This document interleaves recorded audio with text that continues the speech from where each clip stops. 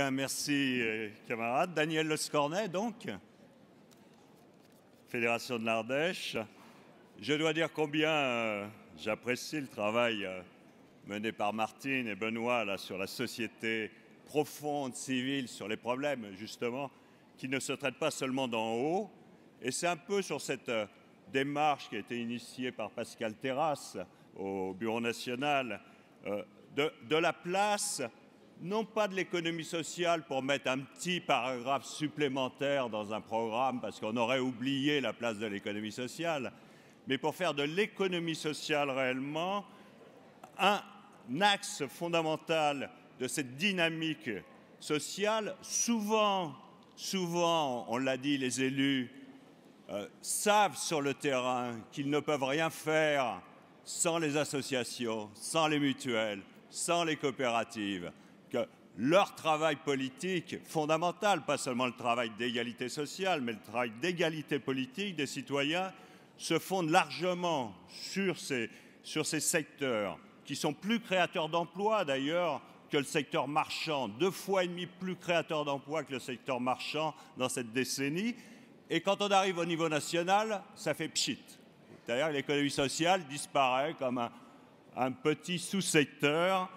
Et je crois que là, il y a une attente absolument décisive pour, premièrement, être réellement en égalité avec nous-mêmes, c'est-à-dire d'un socialisme qui était utopique mais qui ne l'est plus, c'est-à-dire un socialisme fondé sur la mutualisation, sur la coopération, sur l'association, en sachant que dès aujourd'hui, des secteurs entiers de notre économie, l'économie sociale est leader sur ces secteurs. C'est vrai dans le domaine financier, par exemple, aussi bizarre que ça puisse paraître. C'est vrai dans le domaine de la santé, dans le domaine du soin des personnes. Et donc, il semble décisif de quitter cette vision au niveau national d'un secteur d'économie sociale qui serait en quelque sorte, qui ferait le yo-yo entre l'étatisme et le libéralisme et qui serait la marge de manœuvre, j'allais dire, palliative de ce système. C'est un système qui peut porter une transformation sociétale profonde et qui est peut-être le lieu où nous pouvons le plus avancer, c'est-à-dire celui de la démocratie. C'est là que nous avons les marges de manœuvre les plus grandes. Et donc prendre ce système comme un vecteur de démocratisation de l'économie tout entière, du social tout entier, et placer des institutions de la démocratie sociale et économique.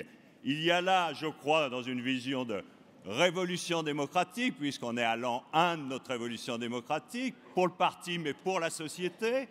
D'ailleurs, j'indique que dans cette démarche, pour que cette démarche soit exemplaire, il n'est pas mal qu'il y ait un candidat qui soit issu justement de cette société civile, de son parcours dense dans les mutuelles, dans les associations, dans les coopératives, dans les syndicats aussi.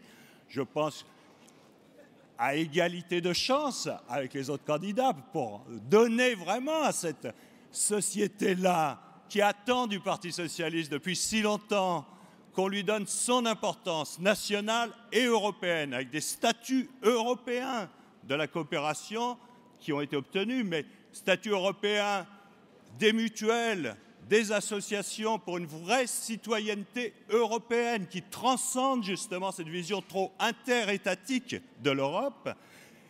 Donc, fondamentalement, je crois que notre projet, s'il articule de façon très neuve, s'il sort de cette vision du tout politique, en quelque sorte, qui bloque pour une part la société, et s'il articule de façon très neuve l'individu démocratique,